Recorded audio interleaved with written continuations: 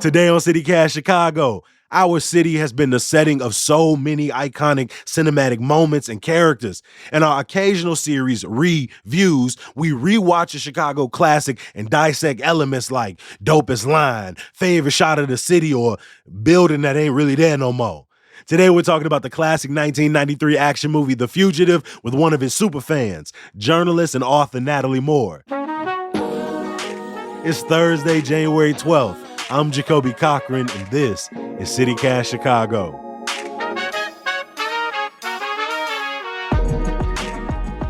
This may be the thing you are, one of the things you are most passionate about, and one of the most random topics you are correct. I think people would expect from a conversation between myself and you. The Fugitive. One of my all-time favorite movies. All right. Not just Chicago movies, just in general. Natalie Moore. Welcome back to CityCast, Natalie. Thanks for having me. For the uninitiated, I'm going to give a quick summary of The Fugitive. It stars Harrison Ford, Tommy Lee Jones. It was directed by native Southsider Andrew Davis, based on a 1960s TV show. Ford plays Dr. Richard Kimball, who's accused of murdering his wife for her life insurance policy. Tommy Lee Jones plays U.S. Marshal Sam Gerard. And it's a 2-hour game of cat and mouse after Kimball escapes on his way to prison in Southern Illinois. He comes face to face with Sam Gerard several times and constantly gets away. I didn't kill my wife! I don't care!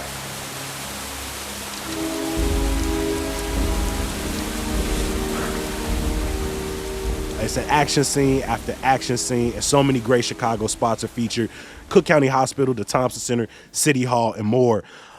Natalie, when we first started talking about this movie, your face just lit up. I mean, the smile that overcame your screen, as you called it, not only one of your favorite Chicago movies, but one of your favorite movies, point blank, period. When did you see The Fugitive, and why does it have such a strong hold on your heart? I saw The Fugitive in 1993 at the show at the Hyde Park Theater. Okay, so I guess I'm dating myself. My cousin said, let's go see this movie. And I had zero interest. I saw the trailers. I did not think it would be my cup of tea. I kind of went in begrudgingly like, all right, I'll go. And then just came out and loved it. And I was like, wow, this movie was dope. Every time it's on TV, I watch it.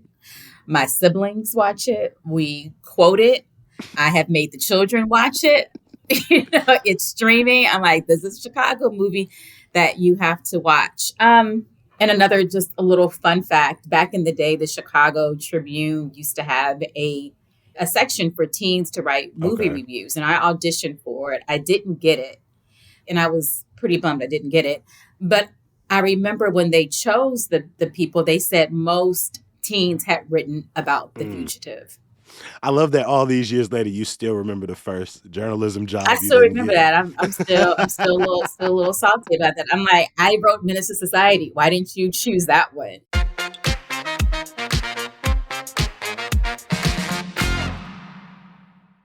What was it about that 2 hours and 10 minutes in the Hyde Park Theater that you left like, damn, no, that was really it?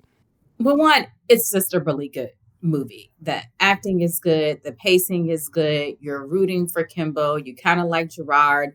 You don't want to know what's going to happen. You're on the edge of your seat. So I think just from a story perspective, and, Tommy Lee Jones received an Oscar for this movie for Best Supporting Actor. So the movie did well critically and commercially.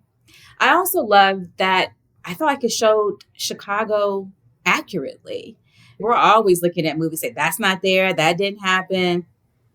And even though this was not a Black South Side movie and didn't show all of Chicago, what it did show of Chicago, I felt was accurate and familiar. And Chicago became a character as well. Yeah, I was looking through I think it was like Chicago curved map of like locations. And interestingly enough, it bounced around the city a little bit, right? You get up to Lincoln Park where Kimball stayed. Obviously, you got some of those iconic shots on rooftops downtown, during some of the chase scenes towards the end. But even when he is, kind of holding up in that Polish woman's basement. Right. That's so Chicago. Co myślisz? Ja myślę, że on będzie zadowolony z tego. Tak. So, you like the place? It's okay with you? It's perfect. That was like 89th and Commercial, and over on South Chicago, not too far from my mom's house. And so Kimball got out a little bit and moved around.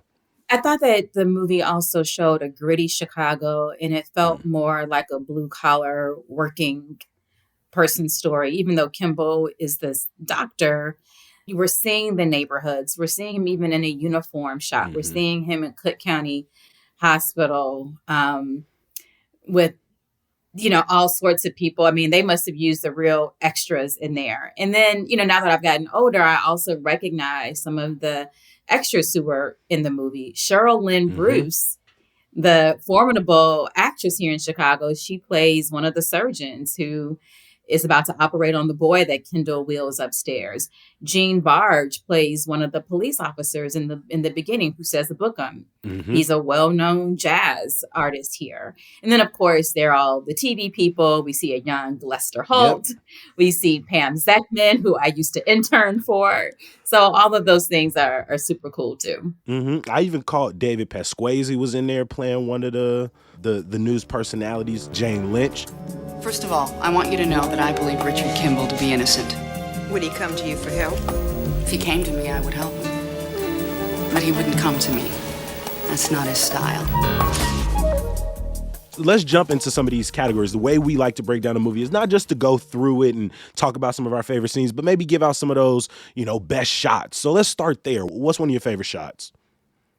I remember the review that Roger Ebert wrote about the movie, and he talked about the train crash scene being as iconic as the giant boulder chasing Harrison Ford in Raiders of the Lost Ark. So I think that's a natural one to go to. It said a lot about Dr. Kimball in that moment. The transport vehicle is about to get smashed by a train. The bus has already flipped a few times, and Harrison Ford's character, Dr. Kimball, chooses to save one of the transport officers from that bus versus just sort of letting him get killed while he saves himself.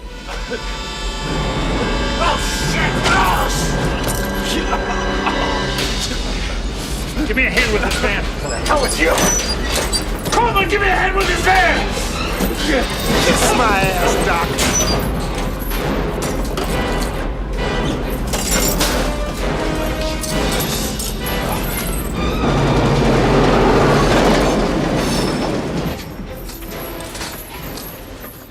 So I think that, of course, is the scene that most people are going to think about. But I also love when he's in City Hall. I mean, this is a place that I go as a reporter, that most Chicagoans have been in for one reason or the other.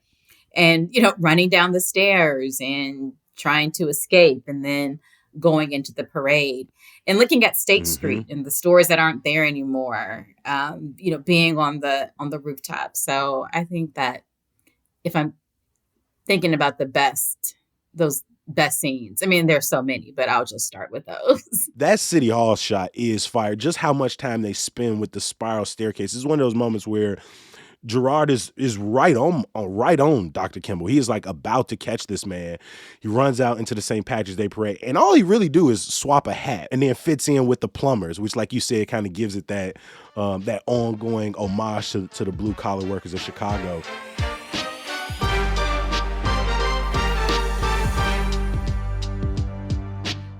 Woo, we made it to 2023. But does anybody else feel like you kind of just crashed into the end of the year? And now it feels like the sky's the limit for new beginnings.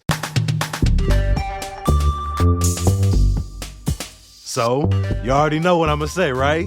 Now is the time to listen to How to Buy a Home podcast. Buying your first home is a cool New Year's resolution, but it takes a lot of work and it's tough to know exactly where to start. So let host David Sidoni walk you through everything you need to know. Since 2005, he's helped plenty of listeners close on homes they thought were impossible, and he can even connect you to a realtor. Start planning today at howtobuyahome.com and make this the last year you rent. Find How to Buy a Home on YouTube and wherever you listen to podcasts.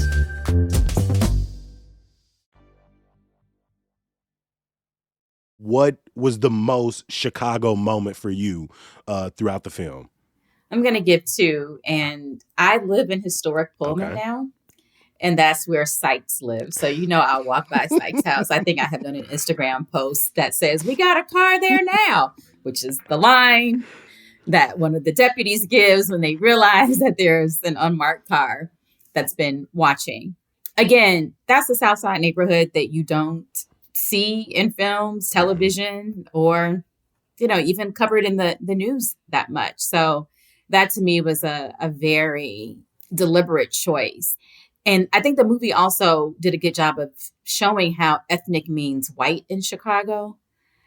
You have Sykes, you have the Polish, you have white people living on the South Side, and showing that part of the South Side. It's not just a Black South Side. And then the other scene I would say is when Harrison Ford and Richard Kimball was coming out of the men's hotel. And that men's hotel still exists. It's right before he goes to the Hilton to confront Dr. Charles Nichols. It's called the Ewing Annex Hotel. But as someone, in reporting and housing, knowing that SRO single room occupancies here, again, showing the SRO to me was a choice, and also showing the grittier part of the loop. This wasn't even when they were downtown, we saw skyscrapers, but they weren't doing Navy Pier. They weren't on the Magnificent Mile. They were on Wells, and that part of the loop still looks like that today, even 30 years later. Speaking of that scene with Sykes, one of my, if not my favorite quotations from the movie is him getting back home and all those people being there, and he just walks in. Was this a trench coat convention? That's one of my favorite parts of the movie. How you doing, Mr. Sykes? I'll be doing fine if you tell me what's happening. I had a little problem. What, my place or the place upstairs? Your place. Well, now. Step right in, Mr. Sykes. Yeah, everybody knows my name here. Big happy family, huh? What is this, a trench coat convention? What the hell's going on? Go around the corner. Well, who are you guys? Come on, what the hell's going on here? What do you think the movie gets wrong about the city? It gets nothing wrong. I mean, things that would be wrong are things that don't bother me. When he's on the L, there is no Kimball line. But that's okay. Like, I don't get nitpicky. There's a Kimball stop, but I don't remember if it was a Kimball line. And back in 93, we weren't on the color-coded system. I think it's important to, I'm just going to go deep here. I love the TV show Southside. I love The Bear. Every show about Chicago is not going to encompass all of Chicago. And so when I think about authenticity, I don't think you have to kitchen sink the whole city. And so I felt like The Fugitive gives you a slice that is accurate. It is not all encompassing. It doesn't pretend to be. And I love that it feels appropriate to the story that's being told, right? You get your hanging L shot, you get your kind of the skyline shot, but they all do feel, sort of built into kind of the fabric of the story. Yeah, and you're right. All the shots were in service to the story, showing the skyline. And there were a lot of shots that were from up above. They weren't on the ground looking up. It was like from the antennas looking down. And to me, what that symbolized was how big this city is. And finding Richard Kimball is like finding a needle in a haystack. Here you are in this massive place. Where could he be? So much history wrapped up in the city and the way that the city was portrayed. Do you think this movie could have taken place in any other city? I'm going to say yes, if that city was treated with the care that they gave Chicago. I don't feel like The Fugitive is a movie about Chicago, but it made great use of the setting. I think this movie could have done the same thing in a Detroit, in a Philadelphia. I think it had to be a major city because you're looking for someone and you can't find them.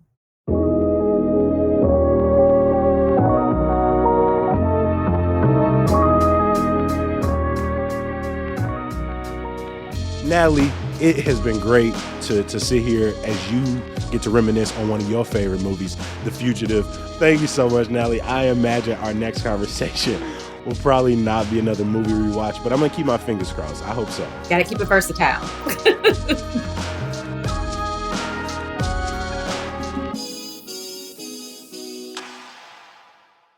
Before I let you go, a little bit of news, y'all. CTA hopes that new changes will deliver more accurate and consistent wait times and eliminate the rise of them pesky ghost buses. CTA also says it's increasing recruitment efforts to fill the nearly 600 available bus operator positions. Hyde Park's famous promontory point, including the limestone steps that call the lakefront strip home, is up for a critical vote today for preliminary landmark status. Organizers say this could be huge for conservation efforts. And some good news to get you through. All this talk of movies today got me thinking about one of my favorite film series in the city, Chicago Symphony Orchestra at the movies. Yes, you watch a cool movie while the orchestra plays the score live. I saw Jurassic Park there last year, and this weekend you can see Harry Potter and the Sorcerer's Stone. Link to tickets below in the show notes. As always, we appreciate you for listening. I'm going to talk to you tomorrow with a little weekly rewind. I'll see you then. Peace.